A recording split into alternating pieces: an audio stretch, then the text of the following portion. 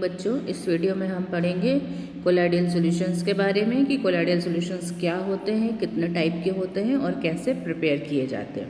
तो सबसे पहले आपको बताऊं कि कोलाइडल सॉल्यूशन क्या होता है। सॉल्यूशन हमने पढ़ रखा है ना। अब हम बात करेंगे कि कोलाइडल सॉल्यूशन क्या होता है। तो कोलाइडल सॉल्यूशन हमको पता है, सॉल्यूशन के अंदर दो चीज़ें होती है, एक होता है हमारा सॉल्यूट और दूसरा होता है हमारा सॉल्वेंट।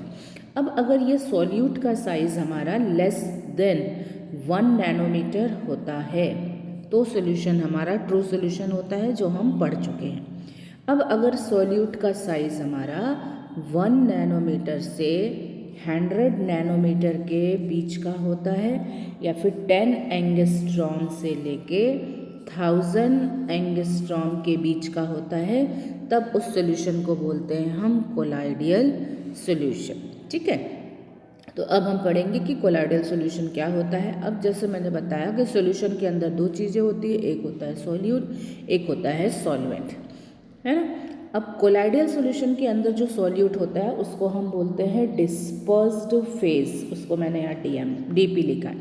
और जो सॉल्वेंट होता है उसको बोलते हैं डिस्पर्जन मीडियम। देखिए यहाँ पे लिखा हुआ है डिस्पर्स फेज और डिस्पर्जन मीडियम।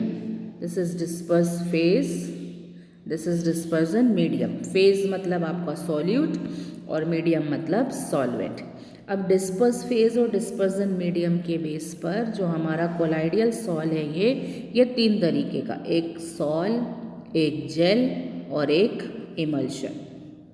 ठीक है, सॉल क्या, जब हमारा डिस्पर्स फेज जो है वो सॉलिड है और डिस्पर्जन मीडियम हमारा लिक्विड है, तब जो कोलाइडल सॉल बनेगा उसको हम बोलते हैं सॉल।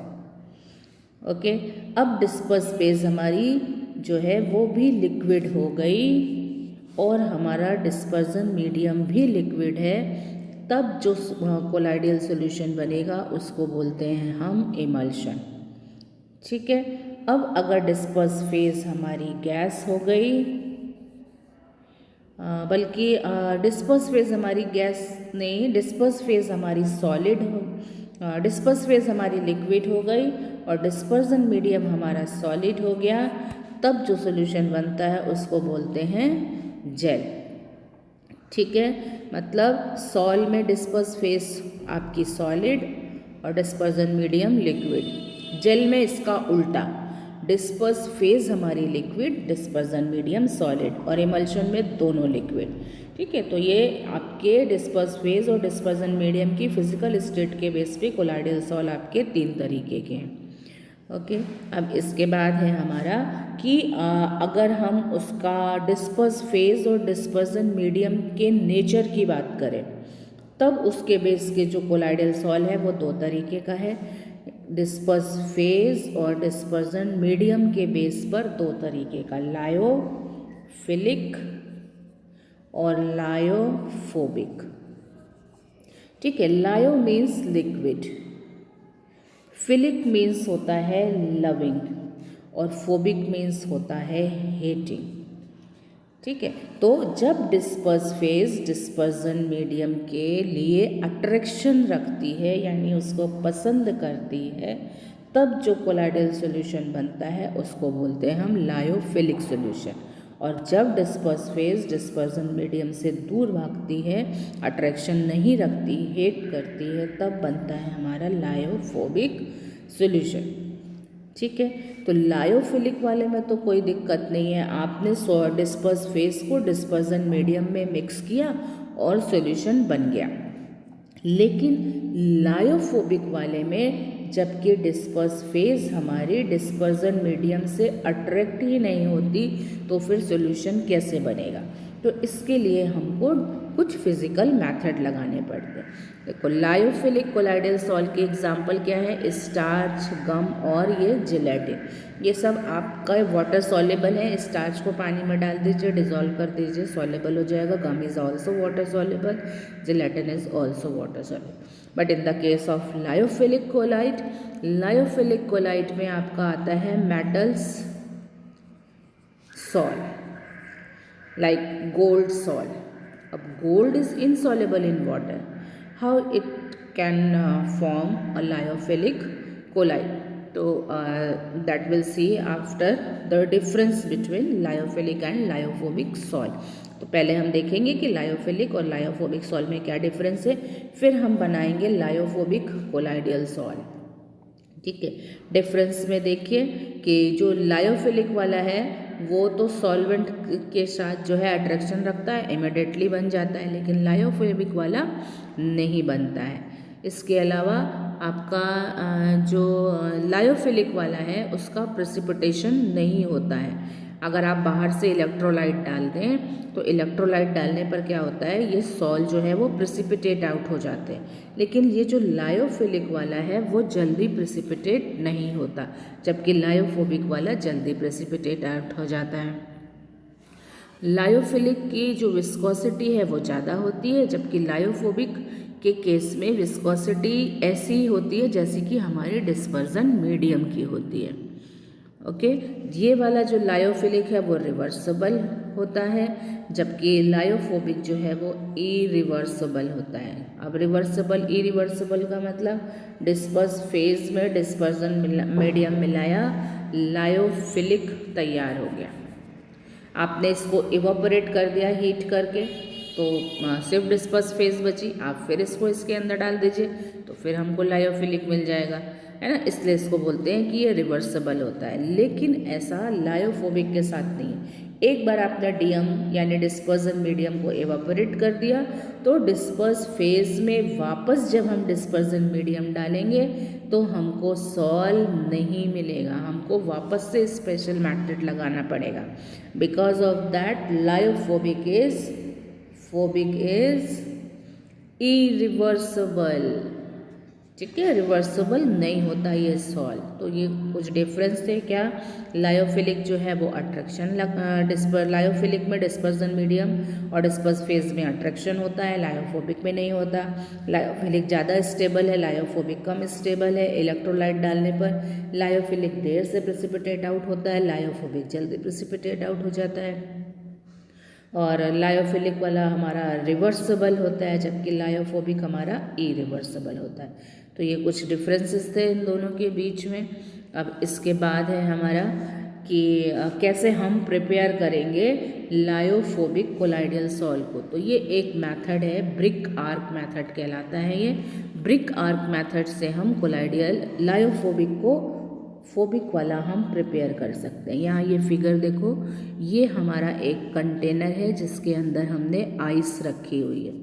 ठीक है, उसके अंदर हमने एक और कंटेनर रखा हुआ है जिसके अंदर वाटर है।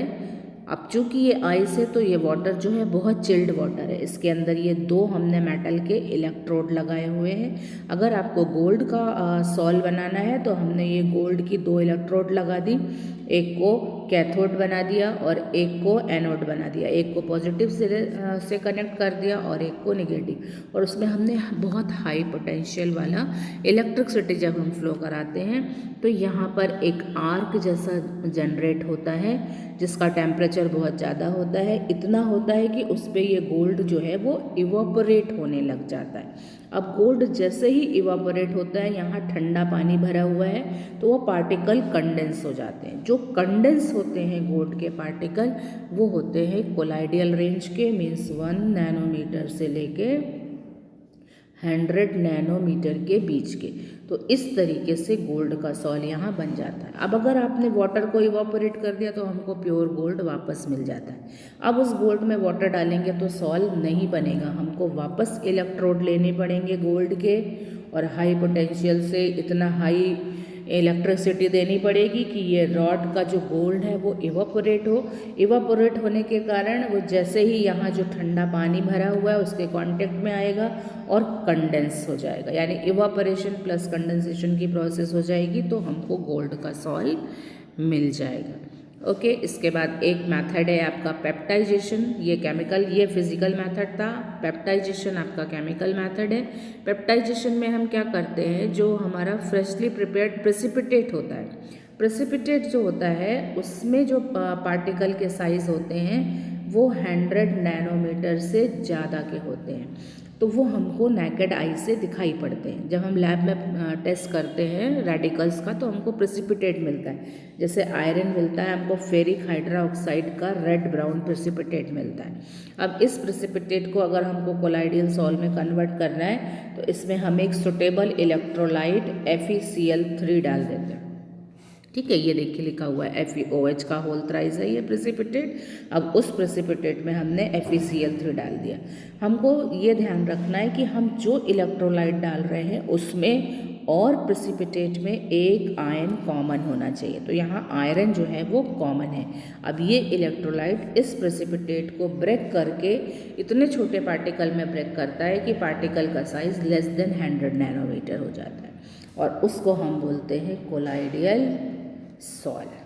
ठीक है, दिस इज पेप्टाइजेशन। पेप्टाइजेशन मतलब कन्वर्जन ऑफ, देखिए यहाँ पे लिखा हुआ है ये कन्वर्जन ऑफ फ्रेशली प्रिपेयर्ड, ये लिखा है conversion of freshly prepared precipitate into colloidal salt with the help of suitable electrolyte is known as peptization, है ना, ये लिखा है पेप्टाइजेशन। तो यहाँ पे सुटेबल इलेक्ट्रोलाइट फेरिक हाइड्रोक्साइड के केस में सुटेबल इलेक्ट्रोलाइट क्या है हमारा FeCl3।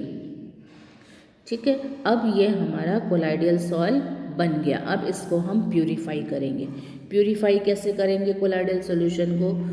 प्यूरिफाई करने के लिए हम क्या करते हैं, एक ऐसा वाटर का कंटेनर लिया जिसमें एक तरफ से पानी अंदर आता रहता है, दूसरी तरफ से बाहर जाता रहता है। अब उसके अंदर हमने एक पार्चमेंट मेम्ब्रेन ली। पार्चमेंट मेम्ब्रेन का जो पोर साइज होता है वो ऐसा होता है कि कोलाइडियल सॉल्यूशन के पार्टिकल को नहीं जाने देता, लेकिन ट्रू सॉल्यूशन वाले जो हैं हमारे, यानी लेस देन 1 नैनोमीटर वाले जो हैं आपके, वो इस पार्चमेंट पेपर से बाहर आ जाते हैं। तो इसमें हम जो हमने कोलाइडियल सॉल्यूशन प्रिपेयर किया है वो डाल देते हैं, छोटे पार्टिकल बाहर आ जाते हैं और प्योर कोलाइडियल सॉल्यूशन इसके अंदर रह जाता है। ये प्रोसेस कहलाती है हमारी डायलिसिस। ये लिखा है डायलिसिस।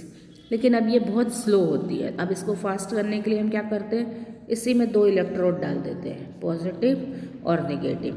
अब ये जो छोटे ट्रू सॉल्यूशन वाले पार्टिकल होते हैं वो जनरली इलेक्ट्रोलाइट होते हैं और इलेक्ट्रोलाइट पे होता है पॉजिटिव या नेगेटिव चार्ज, यानी कैटायन या एनायन होते हैं। तो ये जो चार्जेस हैं ये इलेक्ट्रोड की वजह से तेज़ी से बाहर निकल जाते हैं, अट्रैक्ट हो जाते हैं, तो ये फिल्ट्रेशन फास्ट हो जाता है। ठीक है, इसको बोलते हैं हम इलेक्ट्रोडायलिसिस। बिना इलेक्ट्रिसिटी की प्रेजेंस में डायलिसिस और प्रेजेंस में ये कैथोड और एनोड की प्रेजेंस में इलेक्ट्रोडायलिसिस। ठीक है, तो इस मेथड से हम इसका प्यूरिफिकेशन कर लेते हैं। ठीक है, इलेक्ट्रोडायलिसिस का ये वो डायलिसिस का डायग्राम था, ये इलेक्ट्रोडायलिसिस का डायग्राम बना हुआ है इलेक्ट्रोड डाल के। तो अब हमने इस वीडियो में पढ़ लिया कि कोलाइडियल सॉल्ट हम कैसे बनाते हैं और उसको कैसे हम उसका प्यूरिफिकेशन करते हैं। ठीक है।